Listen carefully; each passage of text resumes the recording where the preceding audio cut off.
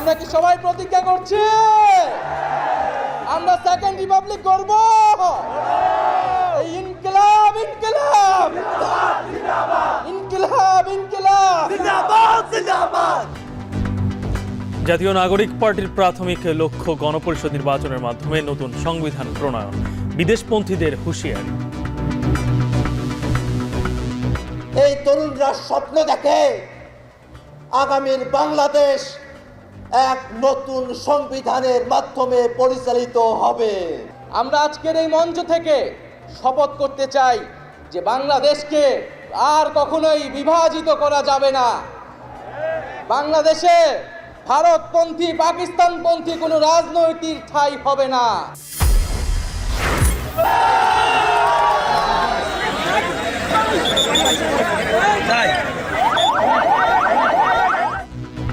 শরীয়তপুরে রাতে 7 ডাকাতকে গণপিটুনি স্থানীয়দের, হাসপাতালে 2 জনের মৃত্যু, এলোপাতাড়ি গুলিতে আহত 3। রমজানের শুরুতেই তেল চিনির সংকট নিয়ে দুশ্চিন্তা, দাম বাড়ানোর শঙ্কায় খুচরা ব্যবসায়ীরা কঠোর নজরদারির দাগে। তেল মনে করেন কোম্পানি ঠিক মতো দেয়ও না, আমরাও পাই না। রমজানকে উপলক্ষে তারা একটা ক্রাইসিস দেখায়, দাম বাড়ানোর জন্য একটা চিন্তাধারা করতেছে। সমস্যা দাঁড়ায় সেটা হচ্ছে এটা সুষ্ঠু ডিস্ট্রিবিউশন। যথাযথ মজুদ থাকা সত্ত্বেও কিন্তু জনদুর্ভোগটা কমবে না। এবং ভোলার গ্যাস গ্রিডে নিতে আপাতত সিএনজি এলএনজিতে ভরসা, পাইপলাইনে বরিশাল হয়ে খুলনা ফেনীতে পাঠানোর চিন্তা।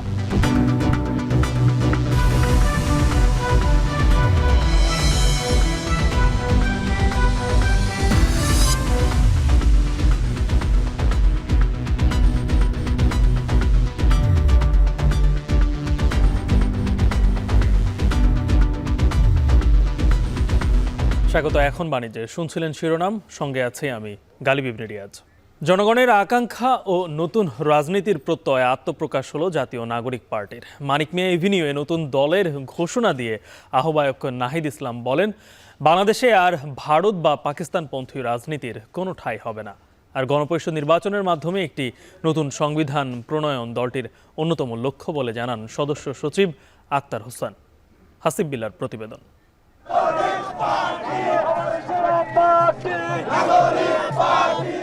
গণঅভ্যুত্থানের 6.5 মাস পর আবারও রাজপথে ছাত্র জনতা। স্বৈরাচার সরকার পতনের পর এবার লক্ষ্য নতুন বাংলাদেশ বিনির্মাণ। সারা দেশ থেকে আসা তরুণ যুবাদের মিছিলের স্রোত গিয়ে জমা হয় জাতীয় সংসদ ভবনের সামনের সড়কে। নতুন রাজনৈতিক ব্যবস্থা গড়ার শপথ নিতে নতুন রাজনৈতিক দল গঠনের আত্মপ্রকাশ অনুষ্ঠানে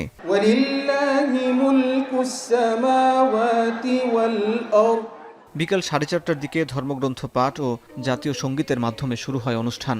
সেখানে যোগ দেয় জুলাই গণঅভ্যুত্থানে শহীদ পরিবারের সদস্য, আহত এবং বিএনপি জামাত সহ বিভিন্ন রাজনৈতিক দলের নেতারা।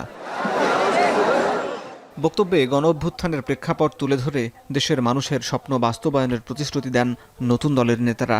আগামীর বাংলাদেশে তরুণরা নেতৃত্ব দিয়ে চাঁদাবাজ দখলদার মুক্ত বাংলাদেশ কায়েম করবে করবে করবে। এদেশে কামারের ছেলে প্রধানমন্ত্রী হবে, কুমারের ছেলে প্রধানমন্ত্রী হবে। এদেশে যোগ্যতার ভিত্তিতে এদেশে নেতৃত্ব উঠে আসবে। আমাদের যত প্রতিবেশী দেশ আছে তাদের সাথে আমাদের নতজানু পররাষ্ট্রনীতি আমাদেরকে পিছিয়ে রেখেছে। সেখান থেকে মুক্তি পাওয়ার জন্য আমাদের একটি নতুন রাজনৈতিক দল প্রয়োজন। শুধুমাত্র কোনো ব্যক্তি বা পরিবারের স্বার্থ সংরক্ষিত হবে না, রাজনীতি হবে মানুষের পাশে দাঁড়ানো, জনগণের কথা বলা। কেন্দ্র থেকে ওই একদম গ্রাম পর্যন্ত, রুট পর্যন্ত যেন নিজেদের ভিতরে সুস্থ একটি প্রতিযোগিতা হয়। দয়া করে যেন আমরা কাউকে প্রতিপক্ষ না মনে করি। সন্ধ্যায় নতুন রাজনৈতিক দলের নাম ও শীর্ষ নেতৃত্ব ঘোষণা করেন গণঅভ্যুত্থানের শহীদ ইসমাইল হোসেন রাব্বির বোন মিম আক্তার। নতুন রাজনৈতিক দলটি বাংলাদেশে আত্মপ্রকাশ করতে যাচ্ছে, তার নাম জাতীয় নাগরিক পার্টি। কেন্দ্রীয় আহ্বায়ক কমিটির নাম ঘোষণা করে জাতীয় নাগরিক পার্টির সদস্য সচিব বলেন, গণপরিষদ নির্বাচনের মাধ্যমে একটি নতুন সংবিধান প্রণয়ন দলের অন্যতম প্রাথমিক লক্ষ্য। এই তরুণরা স্বপ্ন দেখে আগামীর বাংলাদেশ এক নতুন সংবিধানের মাধ্যমে পরিচালিত হবে। এরপর ঘোষণাপত্রে ব্রিটিশ বিরোধী আন্দোলন, মহান মুক্তিযুদ্ধ, 90 এবং 24-এর অভ্যুত্থানের প্রেক্ষাপট তুলে ধরে নাহিদ ইসলাম দ্বিতীয় ঘোষণাপত্র দেওয়ার জোর দাবি জানান। আমাদের সেকেন্ড রিপাবলিকে জাতীয় স্বার্থ সুরক্ষায় শক্তিশালী প্রতিরক্ষা ব্যবস্থা গড়ে তোলা হবে। ভেঙে পড়া রাজনৈতিক, সামাজিক, অর্থনৈতিক ও সাংস্কৃতিক প্রতিষ্ঠানগুলো পুনরায় গড়ে তোলা ও তাদের গণতান্ত্রিক চরিত্র রক্ষা করা হবে আমাদের রাজনৈতিক অগ্রাধিকার। আমরা এমন একটি রাজনৈতিক সংস্কৃতির বিকাশ চাই যেখানে সমাজে ও রাষ্ট্রের সর্বস্তরে বিভেদের বদলে ঐক্য, প্রতিশোধের বদলে ন্যায় বিচার এবং পরিবারতন্ত্রের বদলে মেধা ও যোগ্যতার মানদণ্ড প্রতিষ্ঠিত হবে। এ সময় বিভাজনের রাজনীতি বাদ দিয়ে জনগণের স্বার্থকে সামনে রেখে রাষ্ট্র বিনির্মাণের অঙ্গীকার করেন জুলাই গণঅভ্যুত্থানের অন্যতম এই নায়ক। আমরা আজকের এই মঞ্চ থেকে শপথ করতে চাই যে বাংলাদেশকে আর কখনোই বিভাজিত করা যাবে না। বাংলাদেশে ভারতপন্থী, পাকিস্তানপন্থী কোনো রাজনৈতিক ঠাঁই হবে না। আমরা বাংলাদেশকে সামনে রেখে, বাংলাদেশের জনগণের স্বার্থকে সামনে রেখে সকলে ঐক্যবদ্ধভাবে রাজনীতি এবং রাষ্ট্র বিনির্মাণ করব। শহীদদের আত্মত্যাগের বিনিময়ে অর্জিত এই নতুন স্বাধীনতা সরকার পতন করে আরেকটি সরকার বসানোর জন্যই ঘটেনি বলেও জানান নতুন দলের এই শীর্ষ নেতা। ক্ষমতা না জনতা, জনতা জনতা, ইয়াপোষ না সংগ্রাম, সংগ্রাম সংগ্রাম, দালালি না রাজপথ, রাজপথ রাজপথ। 1969 থেকে 2024 এই 55 বছরের ইতিহাসে 3 গণঅভ্যুত্থানে 3 স্বৈরাচার সরকারের পতন হয়। সবশেষ 2024-এ আওয়ামী লীগ সরকার পতনের পর এই গণঅভ্যুত্থানের নেতৃত্ব দেয়া তরুণদের উদ্যোগে আত্মপ্রকাশ হলো এক নতুন রাজনৈতিক দল, যেখানে যুক্ত হচ্ছেন বিভিন্ন দল, মত ও পথের মানুষ, যারা বলছেন আগামীর বাংলাদেশে এক নতুন রাজনৈতিক বন্দোবস্ত বিনির্মাণ করবেন তারা। তাই কি নতুনত্ব আসছে সেটি দেখার প্রত্যাশায় গোটা বাংলাদেশ। হাসিব বিল্লাহ, এখন মানিক মিয়া ভিনিউ, ঢাকা। শরীয়তপুরের তেঁতুলিয়া এলাকায় রাতে 7 ডাকাতকে গণপিটুনি দিয়েছে স্থানীয়রা। এ সময় পুলিশ তাদেরকে উদ্ধার করে হাসপাতালে নিলে চিকিৎসক 2জনকে মৃত ঘোষণা করেন। এর আগে ডাকাত দলের এলো পাতাড়ি গুলিতে আহত হয় স্থানীয় 3 জন। জব্দ করা হয়েছে দেশীয় অস্ত্র ও ডাকাতিতে ব্যবহার করা বিভিন্ন সামগ্রী।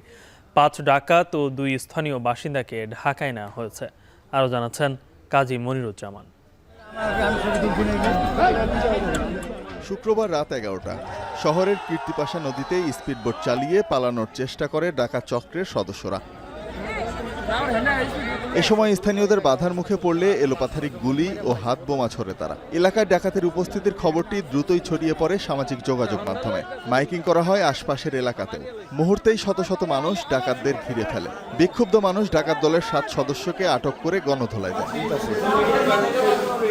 পরে ডাকাতদের উদ্ধার করে শরীয়তপুর সদর হাসপাতালে আনা হলে 2 জনকে মৃত ঘোষণা করে চিকিৎসক। ডাকাতের ছোড়া গুলি আর হাত বোমায় আহত হয় স্থানীয় 4 জন। প্রাথমিক চিকিৎসা শেষে আশঙ্কাজনক অবস্থায় 5 ডাকাত ও 2 জন স্থানীয়কে ঢাকায় পাঠানো হয়েছে। আর ঘটনার তদন্তে কাজ করছে সিআইডি পুলিশ। নিহত 2 ডাকাতের মরদেহ শরীয়তপুর সদর হাসপাতালের মর্গে রাখা হয়েছে। এখন শরীয়তপুর। এই বিষয় নিয়ে আমরা আরও বিস্তারিত জানতে চাই। আমাদের সঙ্গে যুক্ত হয়েছেন সহকর্মী কাজী মনিরুজ্জামান। মনিরের আগের সংবাদেও আপনি আমাদের সঙ্গে যুক্ত হয়েছিলেন। এখন সর্বশেষ অবস্থা কি দেখছেন এবং ঢাকায় যাদেরকে আনা হয়েছে তাদের কি অবস্থা?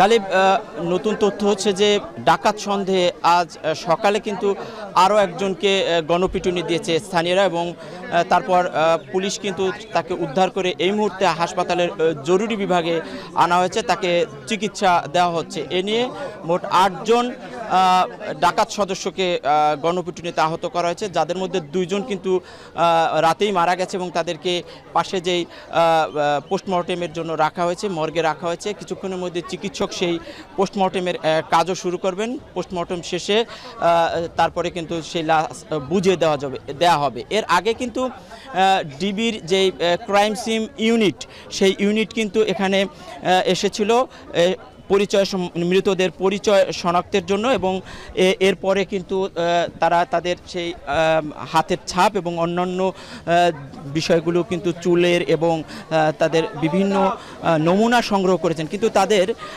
সেই শনাক্ত করতে পারেনি তাদের পরিচয়। তো আমরা তারা সেই ভিসেরাগুলো তারা পাঠিয়ে দেবেন এবং পরবর্তীতে তাদের পরিচয় নিশ্চিত হওয়া যাবে। আমাদেরকে চিকিৎসক অর্থাৎ শরীয়তপুর হাসপাতালের আরএমও আবাসিক কর্মকর্তা জানিয়েছেন যে এই 5 জন যে ডাকাত সদস্য তাদের প্রাথমিক একটা পরিচয় তাদের জিজ্ঞাসাবাদে গতকাল জানা গেছে এবং সেই ক্ষেত্রে কিন্তু আসলে সেই 5 জনের কেউ মাদারীপুরের, কেউ রয়েছেন মুন্সিগঞ্জের, আবার কেউ শরীয়তপুরের জাজিরার, এমনটাই কিন্তু এখানকার চিকিৎসক আমাদেরকে জানিয়েছেন। আমরা যেই কক্ষটিতে এই মুহূর্তে ঢুকেছি সেই কক্ষটিতেই কিন্তু নতুন করে আহত সেই ডাকাত সদস্যকে আনা হয়েছে এবং তাকে কিন্তু এখানে চিকিৎসা দেওয়া হচ্ছে খুব নিরাপত্তার সাথে। তো আমরা দেখছি যে সময়ে সময়ে কিন্তু এই আপডেট হচ্ছে, তথ্য হচ্ছে, মানুষের মধ্যে কিন্তু বেশ আতঙ্ক বিরাজ করছে, নতুন করে ডাকাত সদস্য পাওয়া যাচ্ছে এবং আমরা দেখছি যে আইন শৃঙ্খলা বাহিনীও কিন্তু বেশ তৎপর। সকাল থেকে তারা তদন্ত কাজ চালিয়েছেন এবং এলাকায় কিন্তু অতিরিক্ত পুলিশ এবং মোতায়েন করা হয়েছে এবং আমরা দেখছি যে সেনাবাহিনীর সদস্যরাও টহল দিচ্ছেন যাতে শান্তি শৃঙ্খলা বজায় থাকে এবং মানুষের মধ্যে আতঙ্ক না থাকে। তো সব মিলিয়ে বলা যায় এই মুহূর্তে কিন্তু যারা ঢাকা হাসপাতালে রয়েছেন তাদের অবস্থার এখনও কোনো উন্নতি হয়নি। এই মুহূর্তে যিনি এখানে রয়েছেন তার চিকিৎসা এখানেই হবে, এমনটাই কিন্তু চিকিৎসক জানিয়েছেন। সব মিলিয়ে যারা ঢাকার চিকিৎসাধীন তাদের চিকিৎসা কার্যক্রম চলছে, উন্নতি এখনও হয়নি। আর পাশাপাশি নতুন যেই ডাকাত সদস্য তার চিকিৎসা চলছে, নতুন করে মানুষের মধ্যে আতঙ্ক আবারও সৃষ্টি হয়েছে, এমনটাই কিন্তু আমরা দেখছি। গালিব, শরীয়তপুরে ডাকাতের সন্দেহে গণপিটুনি দিয়েছেন স্থানীয়রা, সে বিষয়ে জানাচ্ছিলেন সর্বশেষ সহকর্মী কাজী মনিরুজ্জামান। রমজানের সবজি ও আমিষের সাথে ছোলা, তেল, চিনি ও খেজুর সহ 8 থেকে 10টি পণ্যের চাহিদা বেড়ে যায় কয়েক গুণ। আর এই সুযোগ কাজে লাগিয়ে প্রতি বছরই অস্বাভাবিক মুনাফা করে অসাধু ব্যবসায়ীরা। তবে এবার মন্ত্রণালয় ও বাংলাদেশ ব্যাংকের বেশ কিছু পদক্ষেপে কয়েকটি পণ্যের দাম গেল বছরের তুলনায় 5 থেকে 10 টাকা পর্যন্ত কমেছে। এদিকে খুচরা ব্যবসায়ীরা বলছেন পুরনো নিয়মেই তেল ও চিনির সংকট তৈরি করে দাম বাড়ানোর পায়তারা করা হচ্ছে। আরও জানাচ্ছেন আতাউর নিয়ন।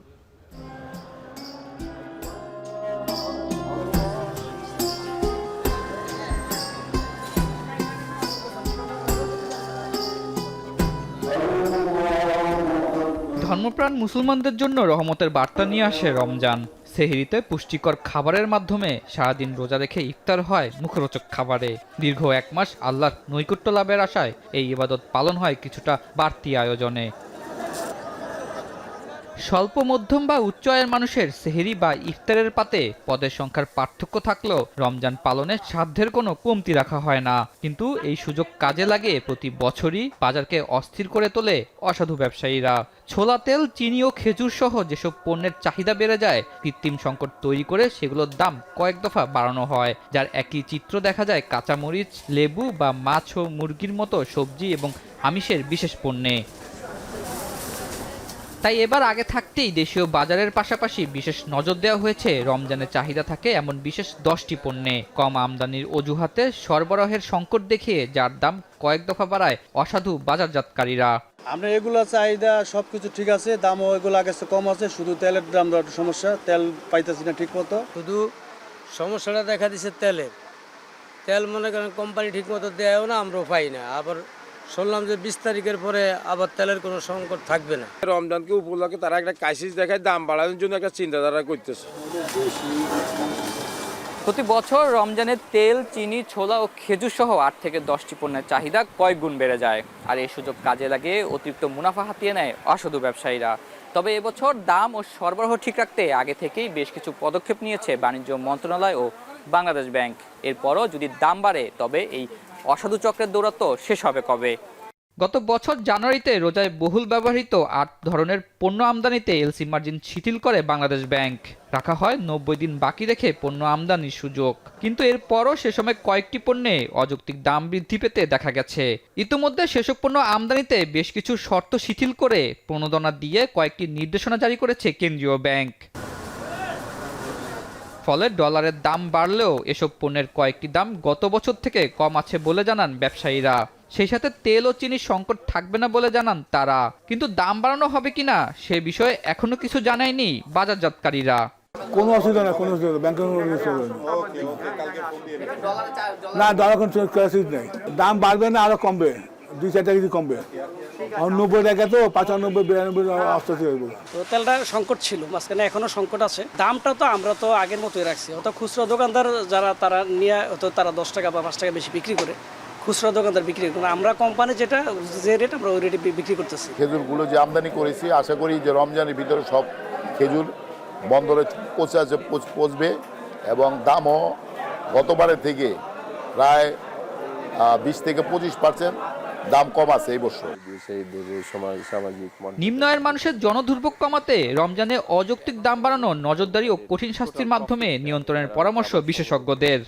সবসময় যেটা চেষ্টা করা হয় যাতে সরবরাহটা ঠিক থাকে, এবারও হয়তো আমরা দেখতে পাচ্ছি যে সরকারের তরফ থেকে, বাণিজ্য মন্ত্রণালয় থেকে প্রায় বলা হচ্ছে যে আমাদের আমদানি অথবা সরবরাহে কোনো হয়তো বিঘ্ন নাই। কিন্তু সবচেয়ে বড় যেটা সমস্যা দাঁড়ায় সেটা হচ্ছে এটা সুষ্ঠু ডিস্ট্রিবিউশন। মানে পণ্য সামগ্রী ঠিকই থাকলো, কিন্তু দ্রব্যমূল্য যদি নাগালের বাইরে চলে যায় এবং সঠিক সময়ে সঠিক জায়গায় যদি আমরা এটা সরবরাহটা নিশ্চিত করতে না পারি, তাহলে এটা যথাযথ মজুত থাকা সত্ত্বেও কিন্তু জনদুর্ভোগটা কমবে না। কৃত্রিম সংকটের মাধ্যমে দাম বাড়ানোর সিন্ডিকেট ভাঙা গেলে রমজানে মানুষের ভোগান্তি অনেকটাই কমে যাবে বলে জানান ভোক্তা, খুচরা ব্যবসায়ী ও অর্থনীতিবিদরা। আতাউর নিয়ন, এখন, ঢাকা।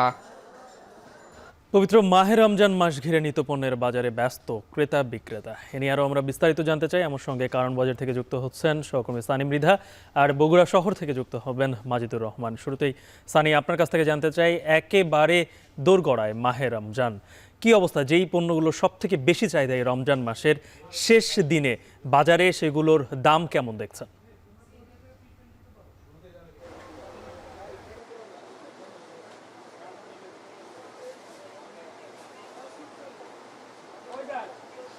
গালিব, আপনি তো বলেই দিয়েছেন যে একেবারে দোরগোড়ায় মাহে রমজান, অর্থাৎ পবিত্র মাহে রমজান আগামীকাল থেকে শুরু হচ্ছে। সেই উপলক্ষে কিন্তু আমরা আজকেও এসেও, যেহেতু একদিন আগে, আজকে শনিবার সরকারি ছুটির দিনে, প্রচুর ক্রেতাদের ভিড় আমরা এখানে দেখতে পাচ্ছি। এবং একই সাথে তারা কিন্তু তাদের যে নিত্যপণ্যের যে চাহিদা, যেসব পণ্যগুলো আসলে স্বাভাবিকভাবে রমজানে বেশি খাওয়া হয়, সেসব পণ্যের উপরে বেশি ঝোঁক দিচ্ছে। তবে সকলেরই একটাই অভিযোগ যে তেলের যে একটা সয়াবিন তেলের যে সংকট, সেটা কিন্তু কোনোভাবেই নিরসন করা যাচ্ছে না।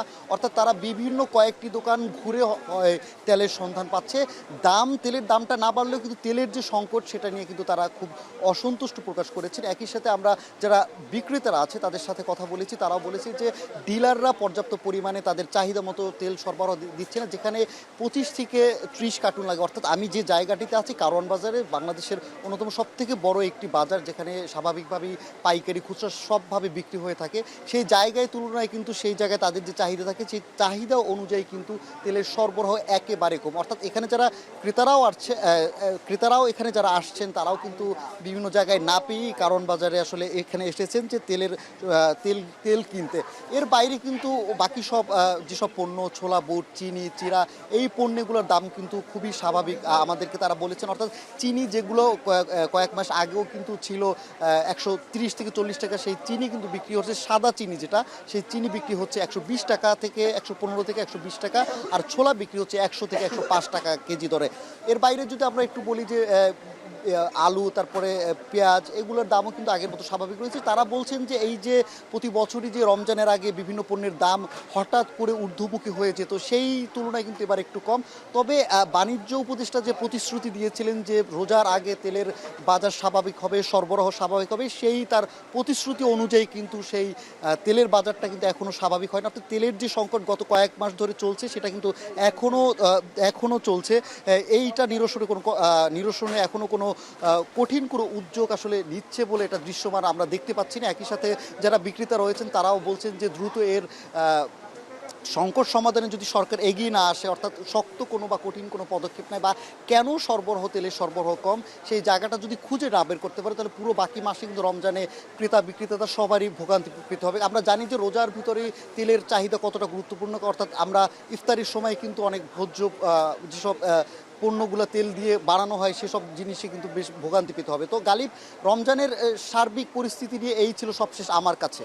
ফিরছি মাজেদ, আমাদের সহকর্মী সানিম মৃধা যেরকম বলছিলেন যে তেলের বাজারে কিছুটা অস্থিরতা রয়েছে, চিনির বাজারেও অস্থিরতা রয়েছে, এই বিষয়ে তো বলবেনই। একই সাথে বগুড়ায় গতবারের থেকে এবারে রমজানের আগে নিত্যপণ্যের দামের ঊর্ধ্বগতির প্রবণতাটা কেমন দেখছেন? হ্যাঁ গালিব, আজকে যদি চাঁদ দেখা যায়, কালকে রমজান, পহেলা রমজান, আর রমজান উপলক্ষে এখানে যে নিত্য প্রয়োজনীয়, বিশেষ করে রমজানে যেসব নিত্য প্রয়োজনীয় দ্রব্যাদি লাগে, বিশেষ করে ছোলা, চিনি, খেজুর, এসব যে জিনিসগুলো লাগে সেই জিনিসগুলো কিন্তু এইবারে গত বছরের তুলনায় কিংবা তার আগের বছরের তুলনায় কিন্তু তেমনটি বাড়েনি।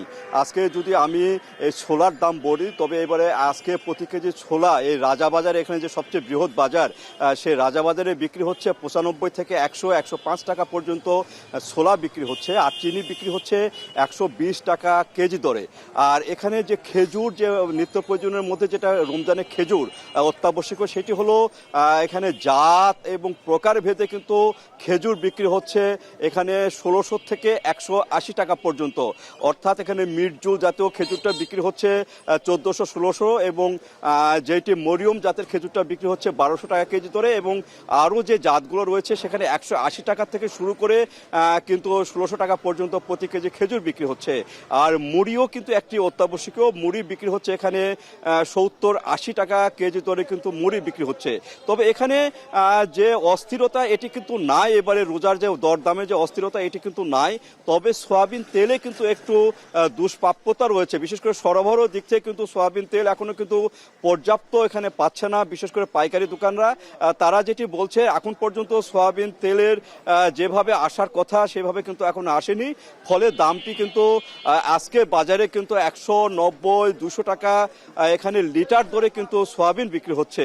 সেক্ষেত্রে কিন্তু এখানে যদি কয়েকদিনের মধ্যে সয়াবিন তেলটি যদি এখানে সরবরাহ যদি নিশ্চিত করা যায়, তাহলে কিন্তু এখানে সয়াবিন তেলটাও কমে যাবে। আর এখানে অস্থিরতা এবারে নাই, বরং গত কয়েক বছরের তুলনায় কিন্তু এবারে রমজানে অনেকটা স্থিতিশীল পর্যায়ে কিন্তু বিক্রি হচ্ছে। তাছাড়া পেঁয়াজের দামও কিন্তু কম, রসুনের দামও কম। পেঁয়াজ বিক্রি হচ্ছে 40 টাকা কেজি দরে, রসুন 120 টাকা কেজি দরে কিন্তু রসুন, কাঁচা রসুনটি বিক্রি হচ্ছে। তো এইভাবে কিন্তু বেচা কিনা চলছে। এখন পর্যন্ত স্বস্তির কথা বলছেন এখানে ভোক্তা অধিকারীরা। তো এই ছিল গালিব আমার কাছে বগুড়ার রাজাবাজার থেকে নিত্য প্রয়োজনীয় যে দ্রব্যাদি তার দাম দর সর্বশেষ। রমজানের আগে বাজারে নিত্য পণ্যের দাম কেমন সে বিষয়ে জানাচ্ছিলেন আমাদের দুই সহকর্মী সানিম মৃধা এবং বগুড়া থেকে মাজিদুর রহমান। ভোলার গ্যাস জাতীয় গ্রিডে যুক্ত করতে 3টি পরিকল্পনা জ্বালানি বিভাগের। প্রাথমিকভাবে সিএনজি ও এলএনজি করে ঢাকায় আসবে গ্যাস, এরপর পাইপলাইনে পাঠানো হবে দক্ষিণাঞ্চলে। তবে এলএনজি সাশ্রয়ী বলছেন বিশেষজ্ঞরা। মাঝার মাহবুবের প্রতিবেদন। 2000 সালের আগে ভোলায় একাধিক গ্যাস ক্ষেত্র মিললেও নেওয়া হয়নি জাতীয় গ্রিডে। এরই মধ্যে গ্যাসের দৈনিক চাহিদা দাঁড়িয়েছে 4000 মিলিয়ন ঘনফুট। বিপরীতে উৎপাদন ও আমদানির পরেও ঘাটতি বেড়ে প্রায় 1500 মিলিয়ন ঘনফুট। এ অবস্থায় বেশ কয়েক বছর ধরেই আলোচনার শীর্ষে ভোলার গ্যাস। পাইপলাইন নির্মাণে বারবার আশ্বাস দিলেও বাস্তবায়ন করেনি আওয়ামী লীগ সরকার। তবে একচেটিয়া ভোলার গ্যাস সিএনজিতে রূপান্তর করে ঢাকায় নিতে তৎকালীন জ্বালানি প্রতিমন্ত্রী নসরুল হামিদের কাছ থেকে বিশেষ আইন 2010-এর অধীনে বিনা দরপত্রে কাজ বাগিয়ে নেয় ইন্ট্রাকো সিএনজি। 5 আগস্টের পর কিছুদিন বন্ধ থাকলেও তার আগে 7 মাসে 47.5 টাকা দরে প্রতিদিন 5 মিলিয়ন ঘনফুট গ্যাস সরবরাহ করে ইন্ট্রাকো। বাপেক্স বলছে শাহবাজপুর, ভোলা উত্তর ও ইলিশা এই 3 খনিতে গ্যাসের মজুদ অন্তত 8 TCF।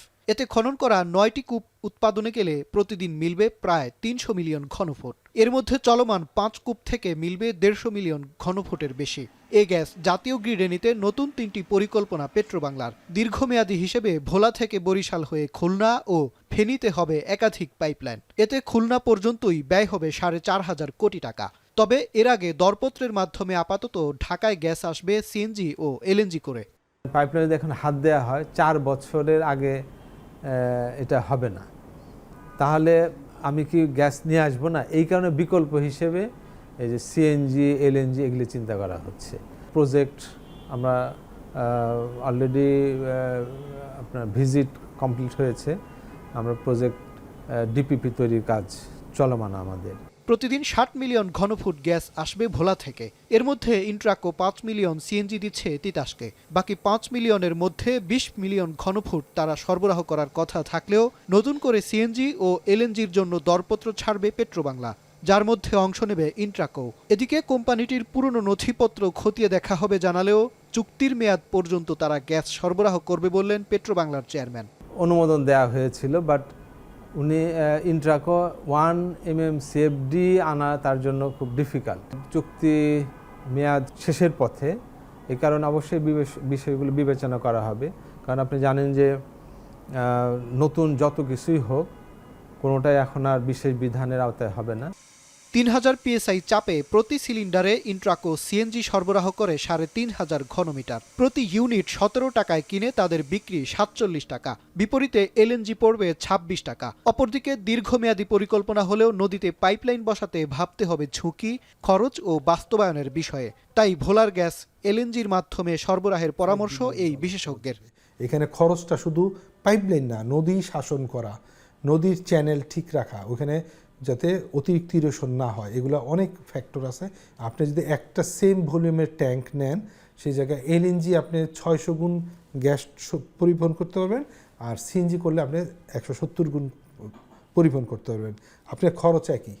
ঢাকায় এলএনজি সরবরাহে মেঘনা নদীতে তৈরি হবে ছোট টার্মিনাল। অপরদিকে পাইপলাইন হলে প্রাধান্য পাবে দক্ষিণের শিল্প খাত। প্রকল্পটি দ্রুত বাস্তবায়নে পরিকল্পনা কমিশনে জমা দেওয়া হয়েছে। এরপর বৈদেশিক অর্থায়নের জন্য অর্থনৈতিক সম্পর্ক বিভাগের মাধ্যমে প্রস্তাব যাবে উন্নয়ন অংশীদারদের কাছে। মাঝের মাহবুব, এখন ঢাকা।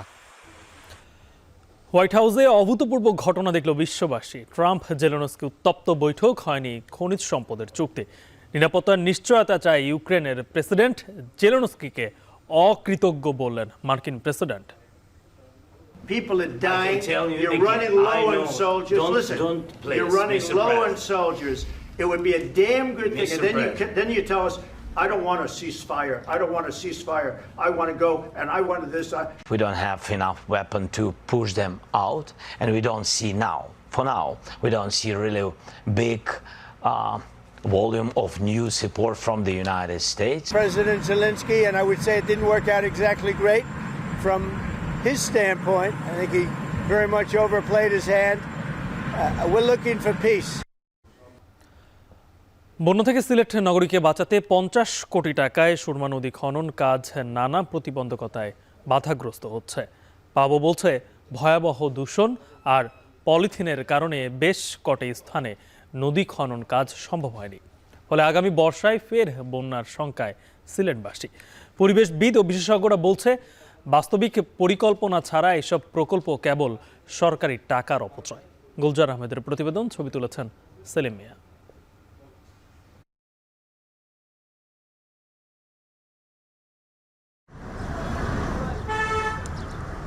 সুরমা নদীতে জেগে ওঠা চর আর নাব্য সংকটে বন্যা কিংবা অতিবৃষ্টিতে ডুবে যায় সিলেট নগরী। এ অবস্থা থেকে নগরবাসীকে বাঁচাতে গেল বছর শুরু হয় সুরমা নদী খনন কাজ। প্রায় 50 কোটি টাকা ব্যয়ে কাজ শুরু হলেও 29 কিলোমিটারের মধ্যে ড্রেজিং হয়েছে মাত্র 12 কিলোমিটার এলাকায়। কাজীর বাজার ব্রিজ এবং কিন ব্রিজের আপের ওই দুইটা অংশে যে চরগুলো, এগুলোতে প্রচুর পরিমাণ শহরের বর্জ্য, পলিথিন এবং মেডিকেল বর্জ্য, এরকম অনেক বর্জ্যের কারণে এই দুইটা চর আসলে খনন করা সম্ভবই হয়নি। বাকি অংশ খনন করেছে।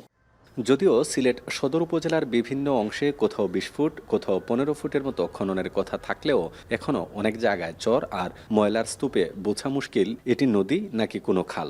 বরং শান্ত সুরমা নদী যেন স্থানীয়দের কাছে আবর্জনার এক ভাগাড়। আমরা তো ছোট তলে বড় হয়েছি, ইলা ধরনের নদীর অবস্থা দেখছি না। যত বড় হইরাম তখন নদীর খালি বিঘ্নত ঘটে। ওই দেখেন না, খালি কাটি ময়লা বাড়াইতেছে, এদিকে চড়া আছে না, এদিকেও দেখেন ময়লা আইতেছে। এগুলো আরো শুকায়, মনে করো 100 জায়গা পানি থাকে না, 100 জায়গা মনে তো পানি, আর 100 জায়গা তো পানি। নদীর অবস্থায় যে পানি দেখতেছেন চতুর্দিকে, সেই দিকে গেলে একবারে নদী একবারে এই যে সরবাইছে, সারা নদী জুড়ে বছর হয়ে গেছে।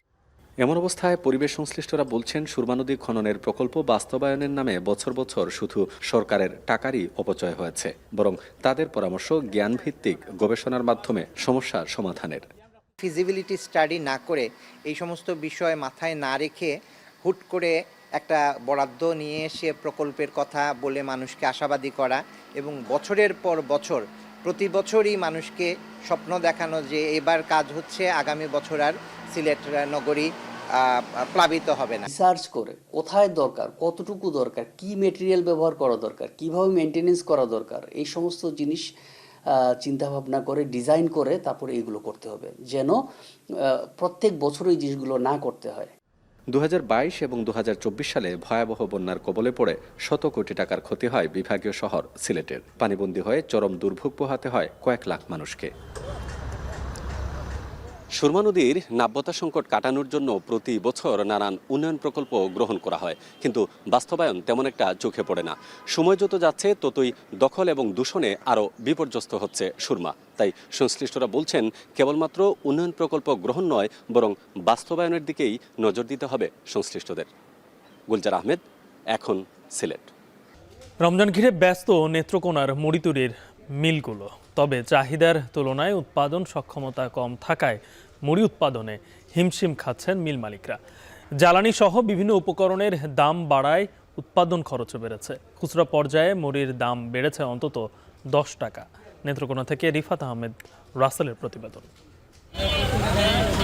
দিন পেরোলেই পবিত্র রমজান মাস। রোজায় ইফতারের অন্যতম অনুষঙ্গ মুড়ির চাহিদা বেড়েছে কয়েক গুণ। এই চাহিদা মেটাতে ব্যস্ত সময় পার করছেন নেত্রকোনার মুড়ি তৈরির কারখানাগুলোর মালিক শ্রমিকরা। জেলার মোট মুড়ির চাহিদার প্রায় 1/3 পূরণ করে বিসিক শিল্পনগরী সহ স্থানীয় প্রতিষ্ঠানগুলো। বাকি চাহিদা পূরণেই নির্ভর করতে হয় ময়মনসিংহ ও পার্শ্ববর্তী জেলার উপর। কারিগররা বলছেন, রোজাকে সামনে রেখে উৎপাদন বেড়েছে দ্বিগুণেরও বেশি। রোজার মাস উপলক্ষে আমাদের একটু প্রোডাকশন বৃদ্ধি করছি। রোজার মাস তো এখন চাপ বেশি, রোজার মাসে মালটা আগে থেকে দেওয়া উৎপাদন করা লাগে। কারখানা সংশ্লিষ্টদের দাবি, চাল ও জ্বালানি সহ আনুষঙ্গিক উপকরণের দাম বাড়ার প্রভাব পড়েছে উৎপাদনে। পাইকারিতে গেল বছরের তুলনায় 2 থেকে 4 টাকা বাড়লেও খুচরা বাজারে মানভেদে কেজিতে দাম বেড়েছে প্রায় 10 টাকা পর্যন্ত। রোজার আগে তো ছিল 400 টাকা, 380 টাকা, এখন 420 টাকা, আলুকে 530 টাকা, 520 টাকা। 100 বস্তা 80 বস্তা এরকম প্রোডাকশন দেওয়া হয়। লাকড়ির কারবার এখন তো দাম একটু বেশি, আর যে সমকা মালিকে গ্যাস পাবো এ সমকা তো দাম কমিয়ে দেব। তবে ব্যবসায়ীদের দাবি, মুড়ি উৎপাদনের জন্য দূরবর্তী এলাকা থেকে চাল সংগ্রহ করতে হয়, ফলে পরিবহন এবং চালের দামের উপর নির্ভর করে মুড়ির দাম। চাউলের দাম আপ ডাউন করার থেকে আমাদের নানান রকম সমস্যা হয়, যেমন বাজারের তো অনেক সময় স্থিতি রাখা যায় না। আগে যেটা লেবাররা কাজ করতো আমরা 300-400 টাকা, এরা এবার লেবাররা 500-700 টাকা লেবারের কষ্ট আছে। তবে জেলায় কি পরিমাণ মুড়ি উৎপাদন হয় বা কতজন এ পেশায় জড়িত তা জানেন না সংশ্লিষ্টরা। নিয়ম কানুনগুলো অনুসরণ করেই আমরা তাকে ঋণ দিই। এই ধরনের কেউ কখনো আমাদের কাছে আসে নাই সহযোগিতা নিতে, তবে যদি কেউ কখনো আমাদের কাছে পরামর্শ বা সহযোগিতা চায়, তাহলে আমরা তার দেশ এবং দেশের উন্নয়নের জন্য যথাসাধ্য চেষ্টা করব। নেত্রকোনায় মুড়ি ও চিড়া উৎপাদনকারী প্রতিষ্ঠান আছে 10টির বেশি। ব্যবসায়ীদের আশা, চলতি রমজানে এসব প্রতিষ্ঠানের ব্যবসা হবে কয়েক কোটি টাকা। রিফাত আহমেদ রাসেল, এখন নেত্রকোনা।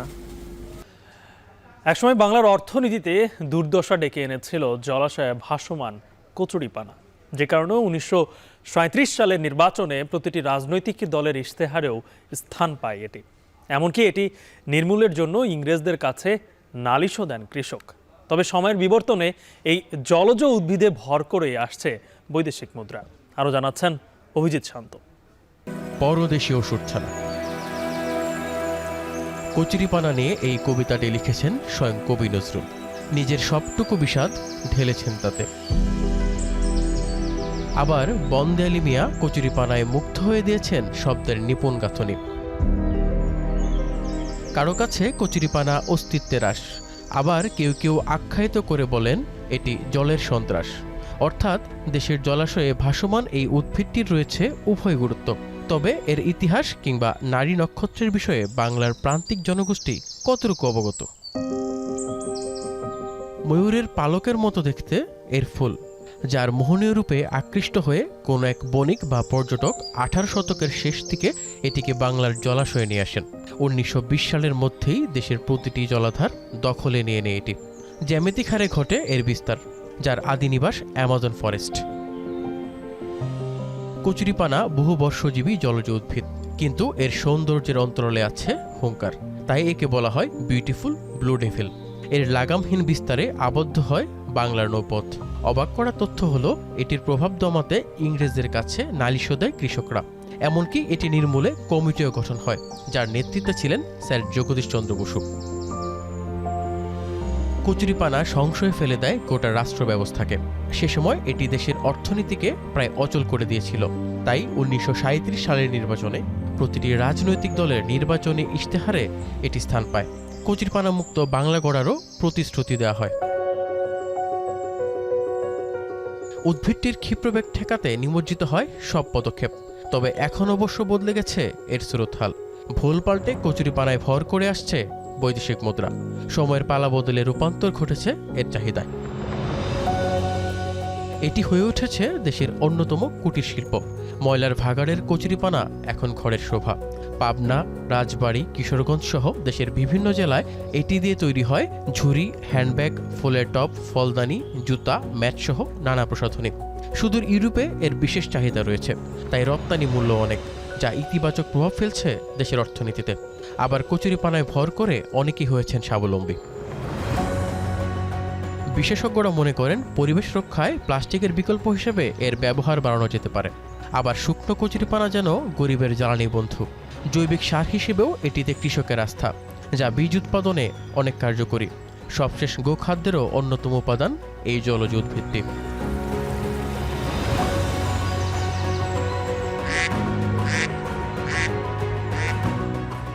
অভিজিৎ শান্ত, এখন। আন্তর্জাতিক প্রসঙ্গ। হোয়াইট হাউসের ওভাল অফিসে অভূতপূর্ব ঘটনার সাক্ষী হলো বিশ্ব। উত্তপ্ত বাক্য বিনিময়ে শেষ হয় ট্রাম্প জেলেনস্কি বৈঠক। হয়নি বিরল খনিজ সম্পদের চুক্তি। এছাড়াও পুতিনকেও বিন্দু মাত্র ছাড় দিতে চান না ইউক্রেনীয় প্রেসিডেন্ট। এক পর্যায়ে তাকে অকৃতজ্ঞ বললেন মার্কিন প্রেসিডেন্ট। দুই নেতার কাদা ছোড়াছুড়িতে বাতিল হয় দুর্লভ খনিজ চুক্তি, এমনকি যৌথ সংবাদ সম্মেলন। বিবিসির দাবি, প্রথা ভেঙে ইউক্রেনীয় প্রেসিডেন্টকে হোয়াইট হাউস ত্যাগ করতে বলেন ট্রাম্পের পরিবর্তে প্রশাসনের কর্মকর্তারা। আরও জানাচ্ছেন নাফিয়ার মনন। সাবেক দুই অভিনেতার এমন বাকযুদ্ধ বড় পর্দার সামনে দেখলে হয়তো খুশি হতেন বিশ্ববাসী। তবে ওভাল অফিসে উত্তপ্ত বাক্য বিনিময়ে তৈরি হলো ইতিহাস। শঙ্কা রয়েছে এর সঙ্গেই বদলে যেতে পারে ইউক্রেনের ভবিষ্যৎ। স্থানীয় সময় শুক্রবার হোয়াইট হাউসে পৌঁছান ভলোদিমির জেলেনস্কি। দুর্লভ খনিজ চুক্তির বিনিময়ে যুক্তরাষ্ট্রের কাছ থেকে কাঙ্ক্ষিত নিরাপত্তার নিশ্চয়তা চান ইউক্রেনীয় প্রেসিডেন্ট, যা প্রদানে ট্রাম্পের অস্বীকৃতির পরই বাধে বিপত্তি। মার্কিন প্রেসিডেন্ট হুমকি দেন, চুক্তি না হলে ইউক্রেনকে সহায়তা থেকে সরে আসবে যুক্তরাষ্ট্র। এ সময় জেলেনস্কিকে অকৃতজ্ঞ বলেও মন্তব্য করেন ট্রাম্প। অপরদিকে জেলেনস্কি পরিষ্কার করে বলেন, নিরাপত্তার নিশ্চয়তা ছাড়া অস্ত্রবিরতি মানবে না Kyiv. That's why we will never accept just ceasefire. It will not work without security guarantees. Security guarantees, maybe President is right about this document and other, but this document is not enough. Strong army is enough. You're either going to make a deal or we're out. And if we're out, you'll fight it out. I don't think it's going to be pretty, but you'll fight it out. But you don't have the cards. But once we sign that deal, you're in a much better position. But you're not acting at all thankful. And that's not a nice thing. বাকবিতণ্ডা এক পর্যায়ে গড়ায় উচ্চবাচ্যে, যা পুরো oval অফিসে উত্তেজনা ছড়িয়ে দেয়। Zelensky বলেন, আটলান্টিক মহাসাগরের জন্য যুদ্ধের উত্তাপ টের পাচ্ছে না যুক্তরাষ্ট্র। এমন চলতে থাকলে শিগগিরই মার্কিনরা রুশ আগ্রাসনের শিকার হবেন। প্রতিউত্তরে ট্রাম্প জানান, মার্কিনদের নিয়ে জেলেনস্কির চিন্তার প্রয়োজন নেই। During the war, everybody has problems. দুই সরকার প্রধানের বাকবিতণ্ডার এক পর্যায়ে যোগ দেন ভাইস প্রেসিডেন্ট জেডি ভ্যান্সও। পুতিন কূটনীতিকে মূল্য দেননি বলে অভিযোগ করেন জেলেনস্কি। জবাবে মার্কিন ভাইস প্রেসিডেন্ট বলেন, এই কূটনীতিই ইউক্রেনকে ধ্বংস করে ফেলতে পারে, যা সমাধানে কাজ করছে যুক্তরাষ্ট্র। ওভাল অফিসে বসে ট্রাম্পের সঙ্গে কথা কাটাকাটিকে অসম্মানজনক বলেও মন্তব্য করেন তিনি। He killed our people and he didn't exchange prisoners. We signed the exchange of prisoners, but he didn't do it. Trump ও ভ্যান্সের পাশাপাশি মার্কিন মিডিয়াও জেলেনস্কিকে উদ্ভট প্রশ্নের মাধ্যমে ছোট করতে শুরু করে, যদিও তা বেশ ভালোভাবেই সামলান ইউক্রেনীয় প্রেসিডেন্ট। তর্কযুদ্ধের কারণে ভেস্তে যায় চুক্তি। এমনকি প্রথা অনুযায়ী যৌথ সংবাদ সম্মেলন হবার কথা থাকলেও সেটিও হয়নি। ওভাল অফিসে প্রবেশের সময় ইউক্রেনীয় প্রেসিডেন্টকে ট্রাম্প স্বাগত জানালেও ফেরার পথে জেলেনস্কিকে বিদায় দেন হোয়াইট হাউসের কর্মীরা। বিবিসির প্রতিবেদন বলছে, ইউক্রেনীয় প্রেসিডেন্টকে হোয়াইট হাউস ত্যাগ করতে বলেন মার্কিন জাতীয় সুরক্ষা উপদেষ্টা ও পররাষ্ট্রমন্ত্রী। বৈঠক শেষে ট্রাম্প অভিযোগ করেন, জেলেনস্কি শান্তি চাইছেন না, মন পরিবর্তন করলেই ইউক্রেনীয় প্রেসিডেন্ট হোয়াইট হাউসে ফিরে আসতে পারবেন। অন্যদিকে জেলেনস্কির দাবি, শান্তি প্রতিষ্ঠায় প্রস্তুত থাকলেও নিরাপত্তার নিশ্চয়তা ছাড়া যুদ্ধবিরতি অসম্ভব। নাফি আরমান মনন, এখন বিশ্ব। চ্যাম্পিয়ন্স ট্রফির ব্যর্থ মিশন শেষে দেশে ফিরেছে বাংলাদেশ দল। গ্রুপ পর্ব থেকে বিদায়ের পর রাত 11:15টার দিকে ঢাকায় অবতরণ করে বাংলাদেশ দলকে বহনকারী বিমান। এর প্রায় 1.5 ঘন্টা পর বিমানবন্দর থেকে একে একে বেরিয়ে আসেন নাহিদ রানা, সৌম্য সরকাররা। যদিও ব্যর্থ সফরের কারণে দেশে ফিরে কোনো কথা বলেননি ক্রিকেটাররা, বরং দ্রুত গতিতে সবার আগে বিমানবন্দর এলাকা থেকে বেরিয়ে যান মাহমুদুল্লাহ রিয়াদ ও অধিনায়ক নাজমুল হোসেন শান্ত। এরপর একে একে বাকি খেলোয়াড়রাও বিমানবন্দর ত্যাগ করেন। দেশে ফিরেই খুব বেশি বিশ্রামের সুযোগ পাচ্ছেন না ক্রিকেটাররা। 3 মার্চ থেকে শুরু হতে যাওয়া ঢাকা প্রিমিয়ার লিগে মাঠে নামবেন তারা।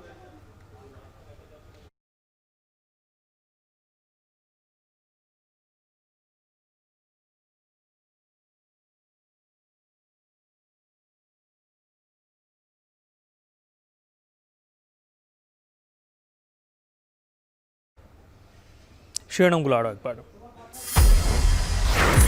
আমরা কি সবাই প্রতিজ্ঞা করছি আমরা সেকেন্ড রিপাবলিক করব? ইনকিলাব ইনকিলাব ইনকিলাব ইনকিলাব জিন্দাবাদ জিন্দাবাদ। জাতীয় নাগরিক পার্টির প্রাথমিক লক্ষ্য গণপরিষদ নির্বাচনের মাধ্যমে নতুন সংবিধান প্রণয়ন। বিদেশপন্থীদের হুঁশিয়ারি। এই তরুণরা স্বপ্ন দেখে আগামীর বাংলাদেশ এক নতুন সংবিধানের মাধ্যমে পরিচালিত হবে। আমরা আজকের এই মঞ্চ থেকে শপথ করতে চাই যে বাংলাদেশকে আর কখনোই বিভাজিত করা যাবে না। বাংলাদেশে ভারতপন্থী পাকিস্তানপন্থী কোনো রাজনৈতিক ঠাঁই হবে না।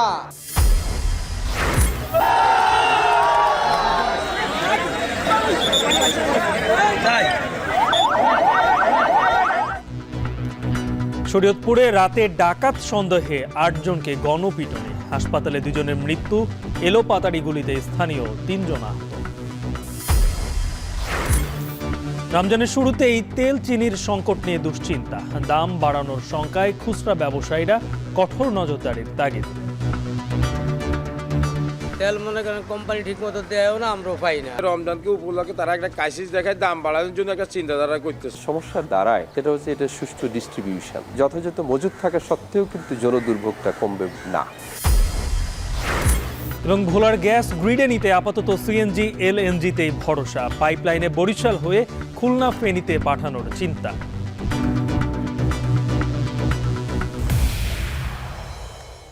এই ছিল এখন বাণিজ্যের আয়োজন। এখন টেলিভিশন ওয়েবসাইটে দেখতে ভিজিট করুন এখন.tv। ফেসবুকে চোখ রাখুন facebook.com/tv.এখন।